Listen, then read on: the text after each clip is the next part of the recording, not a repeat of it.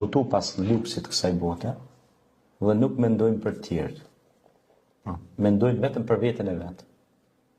Kjo nuk është mirë, sepse arrit e ushqen egoizmin. Dhe rritja e egoizmit në shoqëritë tona pra shkakton pra efekt jo të mirë shoqëror. Rritja e bashkëpunimit komunitar mes njerëzve e rrit mirëqenien.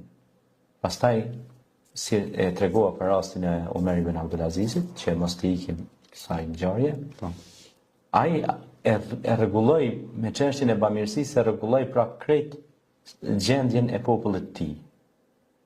Nuk kishte vrasje, nuk kishte vjedhje, nuk kishte probleme dhe edhe kofsht e egra e gërsina që ishin ujqrit nuk halin më në turishtat ose në shtallat që i kishin pra baktin, fshatarët, nuk i bënin më sulme ujqrit.